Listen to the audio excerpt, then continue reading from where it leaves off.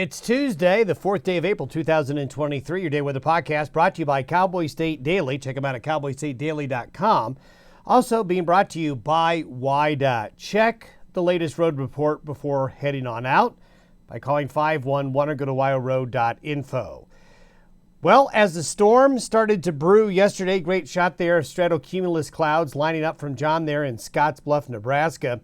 Low upslope cloudiness, a real indication of this type of system with easterly upslope winds along and east of the divide as the storm approached. And then, well, the snow in central Wyoming, we'll get to that in a minute, has been incredible. Thanks, Glenn from Casper, for sending this on in from K2 Radio. Well, hard to get to the studios when you have snow like this. Now, the storm is going to continue throughout the day today. It's going to reach its peak in Wyoming mainly here through the morning and early afternoon hours in terms of additional snow, then taper off. But then South Dakota, North Dakota, parts of northern Nebraska will see the snow continuing to accumulate as the low moves out and heads to the upper Midwest.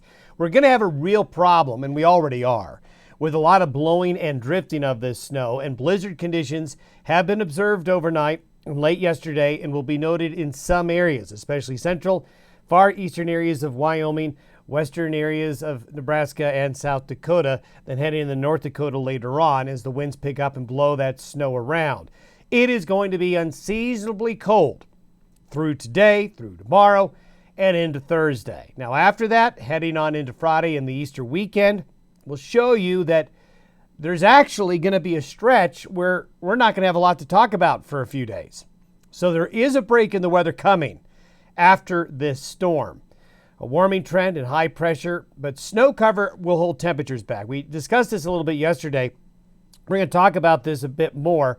With the warming trend coming, that deep snow you see in that picture right there acts as an air conditioner, so it'll be slower to warm up where the deeper snow has accumulated. Now, getting back to central Wyoming, and we're only getting a few reports of measurements, so hopefully we'll have more measurements for you tomorrow.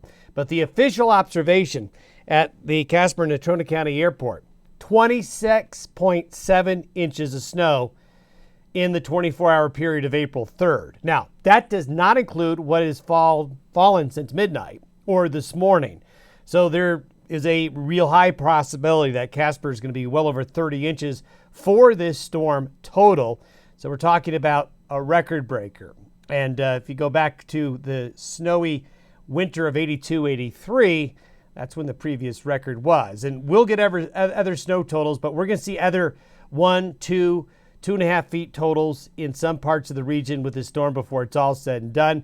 This is a shot by late yesterday afternoon in Casper when it was well over a foot from Al Knight in Casper. Thanks for sending that on in. The satellite photo shows the low really pumping the moisture here across the region.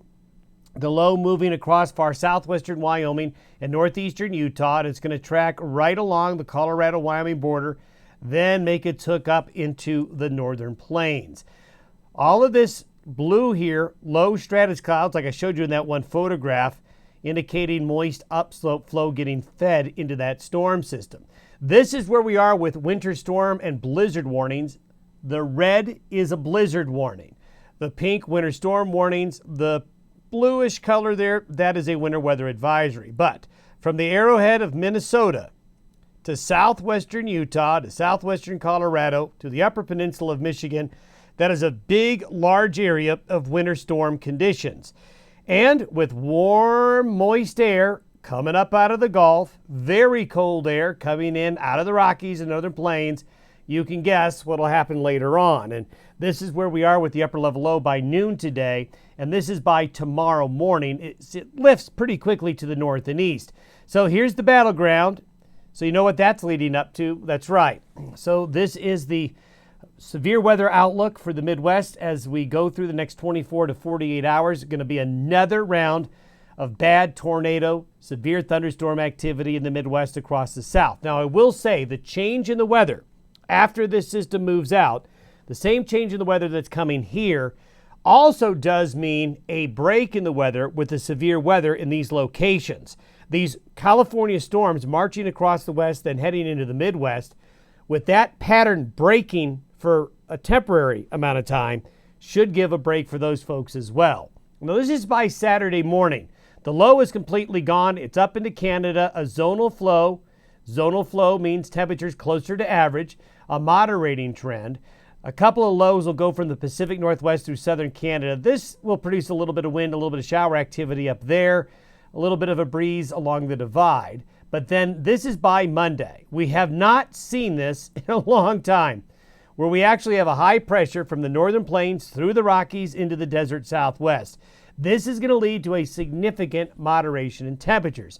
Notice, though, we still got storminess up in the Gulf of Alaska. So this does not mean spring is here for good, and it does not mean snow's over for good, but we do have a break in the weather coming. And I want to show you what happens with our temperatures going from today and going into early next week.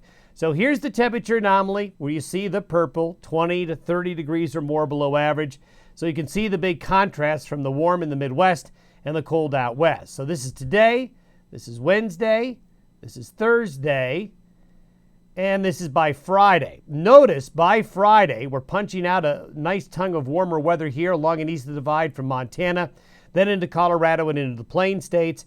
As we showed you yesterday, this is all due to snow cover right here. So while temperatures are going to warm up, we've got to get that snow cover, which is, as you just saw, pretty darn impressive. So what will happen is that needs to melt away. So by Friday is when you really start to notice it getting warmer. By Saturday, warms up. By Sunday, that snow field shrinks. So you're going to see a bigger moderation in temperature over this Easter weekend. And it's going to be warmer in a lot of areas with the snow cover shrinking with the warm up. This is by Monday. So by Monday, the snow cover in the Dakotas is still there, but it's really thinning out here. Although in central and southwestern Wyoming, the last vestiges of that deep snow cover to affect temperatures. There's going to be snow cover deep into April in many areas, even with this warm up. Now, when is the next storm system come our way? Probably mid to late next week. I'm thinking more like the weekend after this one.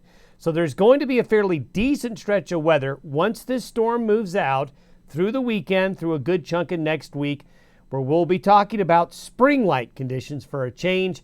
But as long as we have those Gulf of Alaska storms, and we will, we're still susceptible to winter conditions at times. But at least we've got a break in the weather coming on up. Have yourself a good Tuesday. We'll see you tomorrow.